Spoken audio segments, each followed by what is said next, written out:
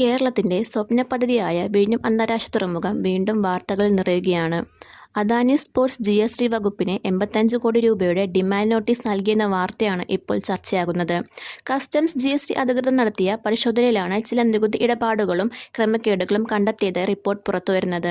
ഇതിന്റെ അടിസ്ഥാനത്തിലാണ് 85 കോടി രൂപ അടയ്ക്കണമെന്ന് ആവശ്യപ്പെട്ട് നോട്ടീസ് നൽകിയിരിക്കുന്നത്. കേരള സർക്കാരും അദാനി സ്പോർട്സും തമ്മിലുള്ള പൊതുമേഖലാ സ്വകാര്യ പങ്കാളിത്ത മാതൃകയിൽ വികസിപ്പിച്ചെടുത്ത പദ്ധതിയാണ് വിഴിഞ്ഞം അന്താരാഷ്ട്ര തുറമുഖം. ഇന്ത്യയിലെ ആദ്യത്തെ ആഴക്കടൽ കണ്ടെയ്നർ ട്രാൻസ്ഷിപ്പും തുറമുഖമായ ഇത് വിദേശ തുറമുഖങ്ങളെ ആശ്രയിക്കുന്നത് കുറയ്ക്കാനും ഇന്ത്യയുടെ അന്താരാഷ്ട്ര സമുദ്ര വ്യാപാരത്തെ പ്രധാന കേന്ദ്രമാക്കി മാറ്റാനും ലക്ഷ്യമിട്ടുള്ള പദ്ധതിയാണ്. അതുകൊണ്ട് തന്നെ രാജ്യത്തെ ഏറ്റവും പ്രധാനപ്പെട്ട അടിസ്ഥാന സൗകര്യ വികസന പദ്ധതികളിലൊന്നായാണ് വിഴിഞ്ഞം തുറമുഖത്തെ വിലയിരുത്തുന്നത്. എന്നാൽ പദ്ധതിയുടെ തുടക്കം മുതൽ തന്നെ നിരവധി വിവാദങ്ങൾ ഈ തുറമുഖത്തെ ചുറ്റിപ്പറ്റി ഉണ്ടായിരുന്നു.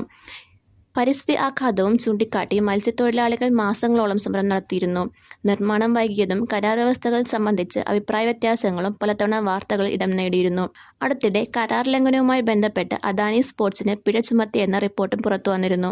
കൂടാതെ തുറമുഖത്തിന്റെ ഓഹരി കൈമാറ്റവുമായി ബന്ധപ്പെട്ട വിവാദങ്ങളും ചർച്ചയായിരുന്നു. ഇതിനിടെയാണ് ഇപ്പോൾ GSTയുമായി ബന്ധപ്പെട്ട പുതിയ നടപടി ഉണ്ടായിരിക്കുന്നത്.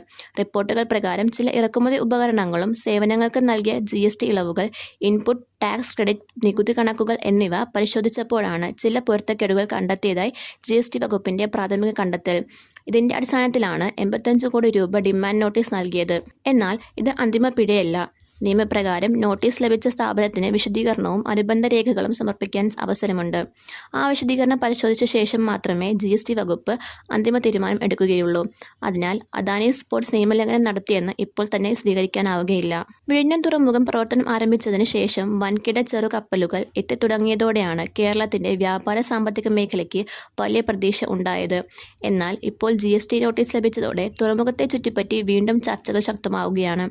കമ്പനിയുടെ വിശദീകരണത്തിനു ശേഷം നികുതി വകുപ്പ് എന്ത് തീരുമാനമെടുക്കുമെന്നതാണ് ഇനി എല്ലാവരും ഉറ്റുനോക്കുന്നത്. അന്വേഷണം പൂർത്തിയായ ശേഷമേ 85 കോടി രൂപയുടെ ഡിമാൻഡ് നോട്ടീസ് നൽകുമോ, അതിൽ മാറ്റമുണ്ടാകുമോ, അല്ലെങ്കിൽ നോട്ടീസ് പിൻവലിക്കുമോ എന്ന കാര്യത്തിൽ വ്യക്തത ലഭിക്കുകയുള്ളൂ. News desk, India mirror.